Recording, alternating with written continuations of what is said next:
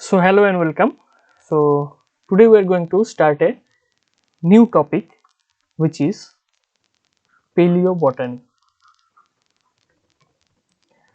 Paleobotany. So in this regard, I am going to make a number of videos or a series of videos in which I shall be discussing the various subtopics under the topic that is paleobotany. Right? Before starting the chapter or the topic rather, let's talk about what is actually paleobotany, right? So definitely, uh, this is a branch of the subject or the discipline paleontology. Paleontology. That means paleontology means the study of fossils, right?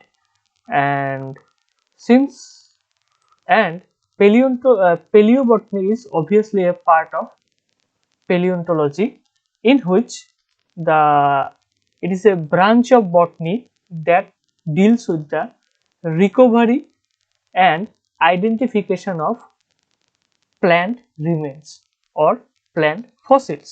তার মানে পেলিওবটনি কি হবে, এটা একটা বটনির একটা শাখা বা উদ্ভিদ বিজ্ঞানের শাখা, যেখানে আমরা কি করি, আমরা যেটা প্ল্যান্ট, যেটা হয়তো পৃথিবীতে অনেক লক্ষ বছর আগে এক্সিস্ট করতো, সেটার রিকভারি, ঠিক আছে, সেটার recovery and as well as এটার আইডেন্টিফিকেশনের সাথে রিলেটেড একটা branch of study which is known as palaeobotany. Simply আমরা বলতে পারি it is the study of plant fossils বা জীবাশ্ম উদ্ভিদের স্টাডিটাকে আমি বলি পেলিওবটনি, ঠিক আছে। সো দিস ইজ দ্য, এটা কিন্তু আমাদের পেলিওন্টোলজির একটা পার্ট।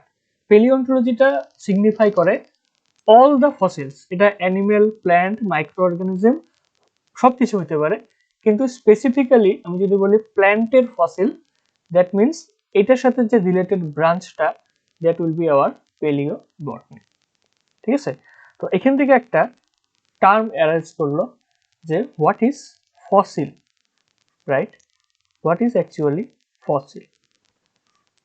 ফসিল কথাটার অর্থ এটা হয় যে আমাদের fossils can be defined as any remaining part or vestigial part, or any remaining part or any remaining part, বা সেটা একটা সিম্পলি একটা ইমপ্রিন্ট বা ছাপও হতে পারে, imprint of any living organism that existed in the planet Earth millions and millions years ago, ঠিক আছে। তার মানে আমাদের পৃথিবীতে যে কোনো একটা প্রাণীর, তার যদি বডির কোনো রিমেইনিং পার্ট বা জাস্ট বডির একটা ছাপ আমরা পাই, যেটা পৃথিবীতে এখন এক্সিস্ট করে না কিন্তু অনেক লক্ষ লক্ষ বছর আগে এক্সিস্ট করত, তখন সেটাকে আমি বলি ফসিল, ঠিক আছে। জেনারেলি আমাদের যেটা পাললিক শিলা, সেডিমেন্টারি রক যেটা থাকে, সেখানে কিন্তু এরকম আমরা জেনারেলি কোনো একটা ফসিল এরকম পাইতে পারি, ঠিক আছে। সেই ফসিলটা আইদার অ্যানিমালটার রিমেইনিং পার্ট, আমি হাড্ডি পাইতে পারি, বা কখনো হোল অর্গানিজমটাও পাইতে পারি, অ্যান্ড কখনো জাস্ট ওর একটা ছাপ। তো এই জিনিসটাকে আমি বলি ফসিল বা জীবাশ্ম, ঠিক আছে। তো this is the definition of fossil. And যেহেতু এটা আমি প্ল্যান্ট ফসিলের কথা বলতেছি, that is why the branch of botany that shall be dealing with the study of recovering of the plant fossils and identification of plant fossils, that will be termed as paleobotany, ঠিক আছে। তো এইবার আমরা দেখি যে আমরা যেটা আমাদের ফসিল বললাম, ডিফাইন করলাম ফসিলটা কি, এটির সিগনিফিকেন্সটা কি, what are the significance of fossil. let me take another color. Okay, significance of fossils, তার মানে জীবাশ্ম অধ্যয়ন করার এটার উদ্দেশ্যটা কি, বা এটার আমরা কেন করব, ঠিক আছে, এটার ইম্পর্টেন্সটা কি, what is the importance of or the significance of fossils. First of all, ফসিলরা কি কাকে সিগনিফাই করে? যে অর্গানিজম বা উদ্ভিদ একসময় পৃথিবীতে থাকতো, এখন এরা থাকে না। তার মানে এরা কিন্তু ডাইরেক্ট আমাদের যে ক্রমবিকাশ বা ইভলিউশন প্রসেসটা হইতেছে, it is a gradual process, এটার কিন্তু ডাইরেক্ট এভিডেন্স বা সাক্ষী দেয়, ঠিক আছে। সো ফসিলস প্রোভাইড ডাইরেক্ট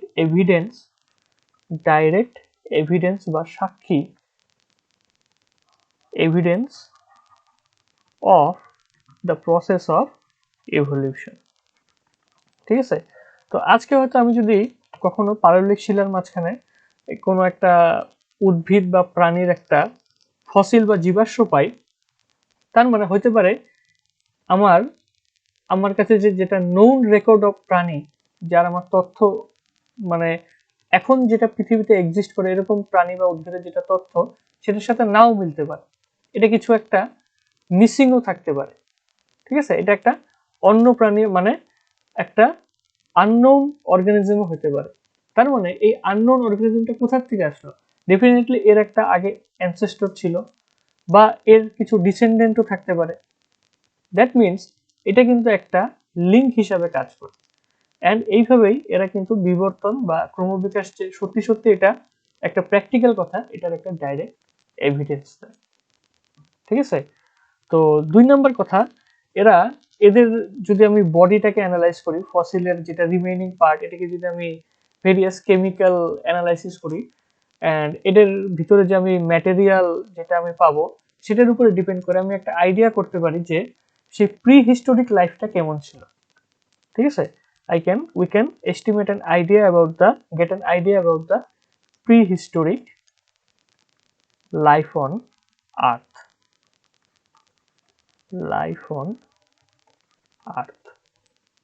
ঠিক আছে। ডেফিনেটলি 3 নম্বর এটার সাথে লিঙ্ক, যে প্রিহিস্টোরিক লাইফের উপরে যদি আমি একটা এস্টিমেট করতে পারি, দেন it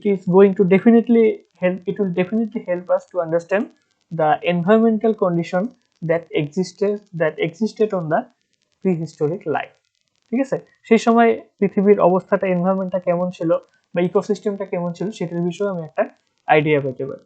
তো definitely it will help us to understand the ecosystem, understand the prehistoric ecosystem of earth, ঠিক আছে। ফাইনালি হয়তো যেটা আমি বললাম অলরেডি, যে সাপোজ আমি যেটা আমার ফাইলোজেনিক ট্রি, ঠিক আছে, ফাইলোজেনিক ট্রি, সাপোজ আমার একটা অর্গানিজম আছে বা প্ল্যান্ট, ঠিক আছে, এর সাথে আমি সিমিলার ক্যারেক্টার থাকা অনেক B and C present, and আমি দেখতেছি এটার সবার একটা কমন অ্যানসেস্টর সাপোজ এক্স, কিন্তু আমি এটা একটা ডাউট আমার থাকতেই পারে যে ডাইরেক্ট তো এক্স এর থেকে এ ইভলভ হয়নি, ডেফিনেটলি এর ইন্টারমিডিয়েট স্টেজে একটা এদের মোস্ট কমন অ্যানসেস্টর একটা থাকতে পারে। সাপোজ আমি ফসিল একটা পাইলাম, যেটার আমি ক্যারেক্টার এই এক্স এর সাথেও মিলে, অ্যান্ড এদের descendant that is A B সির সাথেও মিলে। তার মানে আমি বলতে পারি এটা হয়তো একটা মিসিং লিঙ্ক, ঠিক আছে, যার ক্যারেক্টার হয়তো দুটার সাথে মিলে বলে একে আমি মিসিং লিঙ্ক বলে বলতে পারি, অ্যান্ড এইভাবে আমার ফাইলোজেনিক ট্রিটা কিন্তু কমপ্লিট করতে পারি। That means they can be considered the fossils, মাঝে মাঝে কিন্তু can be considered as the missing links in the course of evolution, ঠিক আছে। and in order to complete the phylogenetic tree, these missing links are very much important. So the missing link, they can be the missing link that in the course of evolution, ঠিক আছে। So these are the significance of fossils, right? Now let us talk about what are the different types of fossil, right? What are the different types of fossils, and definitely এই টাইপটা আমি কিসের উপরে ভিত্তি করে ডিফারেন্সিয়েশনটা করব? যে কিসের উপরে ডিপেন্ড করে আমি ক্লাসিফিকেশনটা করব, যে সাইজ অফ দ্য ফসিল, ঠিক আছে, এর আকার বা আকৃতির উপরে ডিপেন্ড করে। So if the fossil is really minute or very much small in size, তখন আমি বলবো এটাকে মাইক্রোফসিল that cannot be seen with the naked eye, খালি চোখে দেখা যায় না। এক্সাম্পল হতে পারে pollen grains and spores, ঠিক আছে। এন্ড 2 নম্বর হতে পারে আমার মেগা ফসিল অবভিয়াসলি, যেটাকে আমি খালি চোখে ডিস্টিংক্টলি দেখতে পারবো।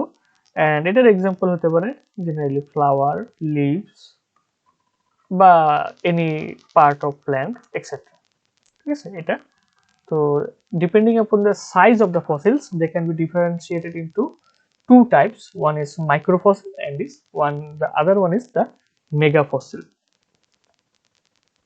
right? Now let us move on to the next topic, যে আমাদের যে ফসিলাইজেশনটা হয়, that is the ফসিলটা কিভাবে ফর্ম হয়, right? How fossils are formed, how the fossils are formed, right? That means what is the process behind the ফসিলাইজেশন, ফসিলাইজেশনটা কিভাবে হয়, ফসিলাইজেশন। And একটা আমাদের কমন আইডিয়া সবারই থাকে যে যে অর্গানিজমরা বা যে কোনো প্ল্যান্ট আমি ধরলাম যেটা অনেকদিন আগে এক্সিস্ট করতো কিন্তু এখন নাই, আস্তে আস্তে কি হয়, এটা যত টাইম যায় এটা আস্তে আস্তে মাটির ভিতরে ঢুকে যায় জেনারেলি, এন্ড মাটির লেয়ার এর উপর দিয়ে পড়তে থাকে, একটার উপরে একটা লেয়ার পড়তে থাকে, এন্ড এর মধ্যে একটা হিউজ প্রেসার ক্রিয়েট হয়। আলটিমেটলি এর যেটা বডি ম্যাটেরিয়াল সেটা কি হয়, আস্তে আস্তে, যেটা ডেফিনেটলি অর্গানিক ম্যাটেরিয়াল, এই অর্গানিক ম্যাটেরিয়ালগুলো আস্তে আস্তে ডিকম্পোজ করে এন্ড জেনারেলি অনেক কালক্রমে অনেক চাপের ফলে এটা একটা ফসিল হয়। So this is the general idea about fossilization. And এখানে একটার পর একটা লেয়ার জমতেই থাকে, আলটিমেটলি নিচের লেয়ারটা হয়তো রক বা পাথরেও কনভার্ট হতে পারে। হাউএভার আমাদের যেটা ফসিলাইজেশনের থিওরি, তো এটা জেনারেলি আমাদের দুইটা থিওরি এখানে আমরা describe করব, widely accepted theory দুইটাই। The first one is the infiltration theory, ঠিক আছে। the theory of fossilization এর আন্ডারে দুটা থিওরি আমি predominantly exist করে। the first one is the infiltration theory,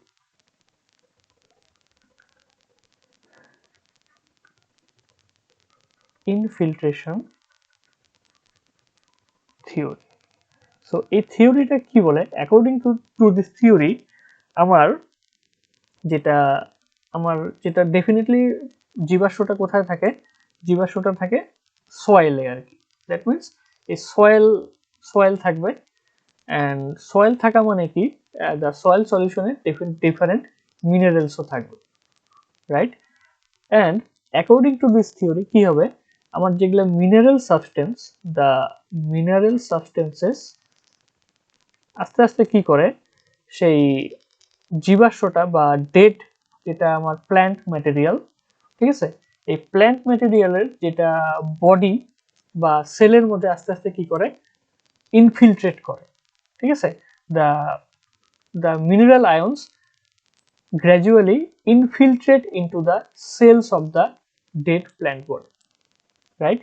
কেমনে হয় আমি এই প্রসেসটাকে এইভাবে ডেসক্রাইব করতে পারি। সাপোজ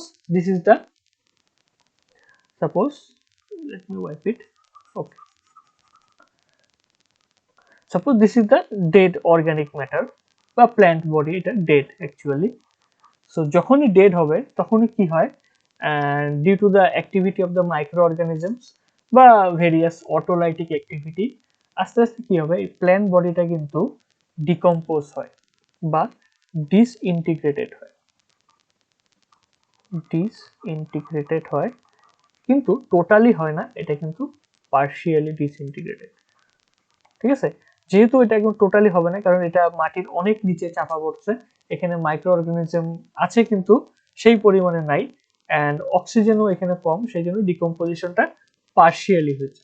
ঠিক আছে, অ্যান্ড পার্শিয়ালি ডিসইন্টিগ্রেট হলেই কি করবে, পার্শিয়ালি ডিসইন্টিগ্রেট হওয়ার সময় এই প্ল্যান্ট বডিটা they will release some free carbon, right, কারণ প্ল্যান্ট বডিটাই তো কার্বন দ্বারা গঠিত, they will release the carbon.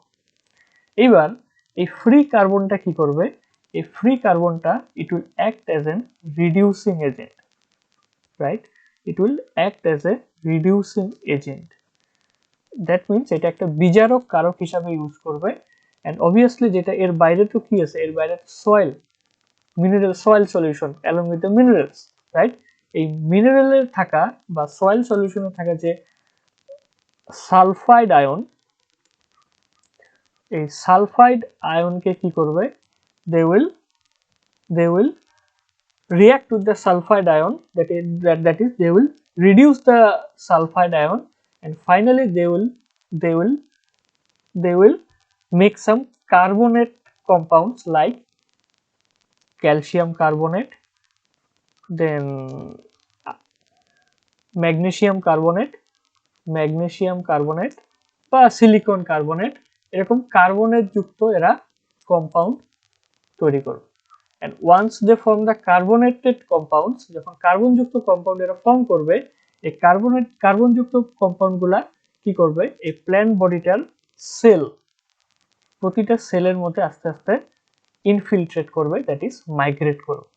they will infiltrate into the cells of the dead plant body, and infiltrate করার পরে they will precipitate here, এখানে precipitate করবে, অধঃক্ষেপণ হবে, ultimately they will infiltrate and sediment, and কি হবে, আস্তে আস্তে they will replace the organic substances by the inorganic substances, but the key point is এখানে কিন্তু এরা totally digest হবে না, they will partially digest. So this is all about the infiltration theory, in which the partially digested plant materials release some free carbons which act as reducing agents and react with the sulfides, as a result of which they will form some carbonated calcium carbonate like magnesium carbonate compound, and they will finally precipitate and infiltrate into the cells of the plant body, and this is how the fossils are formed. So this theory is known as infiltration theory, যেহেতু mineral আয়নগুলো সেলের ভিতরে migrate বা infiltrate করতেছে, right. এবার আমরা দেখি আমাদের next থিওরিটা। So the next theory, infiltration theory is done already. Let us move on to the next theory of fossilization.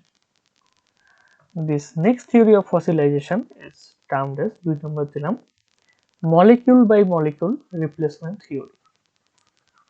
Molecule by molecule replacement theory.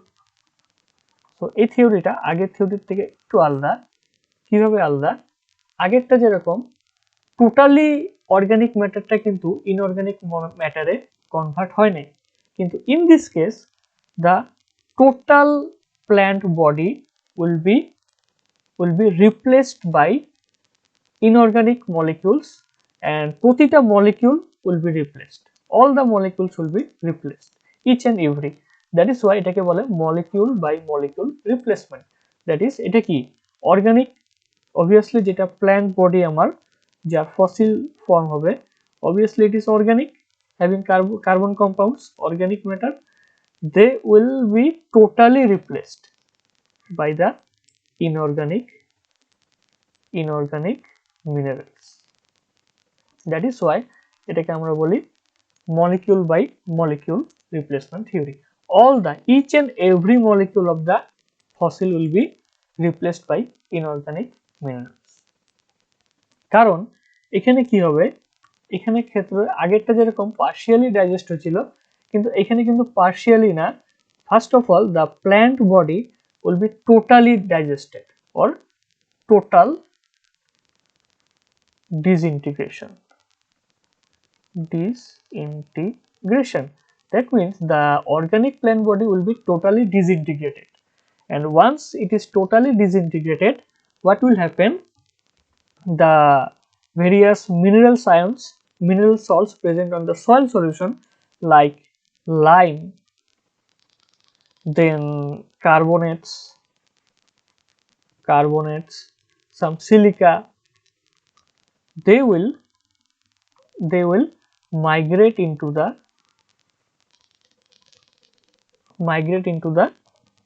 plant body, and finally they will totally replace every molecule of the fossil. That means all the molecules will be replaced by the lime, or will be replaced by the inorganic minerals like lime, carbonates and silica. কিন্তু একটা exception আমি বলতে পারি, একটা exception যেটা মানে সব হবে, অল দ্য প্ল্যান্ট বডি মানে আমার যেটা ফসিল বডি, ফসিলটার টোটাল মলিকিউল কিন্তু রিপ্লেস হয়ে যাবে with the inorganic minerals, but একটা জিনিস হবে না, এক্সেপশন থাকতে পারে। সেই এক্সেপশনটা কি? সেটা হলো লিগনিন, যেটা সেল ওয়ালে থাকে, লিগনিন অ্যান্ড সুবেরিন। কেন হবে না? আমরা জানি they are one of the most resistant materials, right? এরা কিন্তু ওয়াটার ইমপারমিয়েবল অ্যান্ড এদের রেজিস্ট্যান্স খুব বেশি। That is why total plant বডিটা ডিকম্পোজ হতে পারে, টোটালি ডিসইন্টিগ্রেট হতে পারে, but they won't disintegrate. Finally এই লিগনিন অ্যান্ড সুবেরিন ছাড়া বাকি প্ল্যান্ট বডিটা মলিকুল বাই মলিকুল রিপ্লেস হয়ে যাবে, since they replace by every molecule by molecule. That is why থিওরিটার নাম হলো molecule by molecule replacement theory. So these two are the theories regarding the process of fossilization.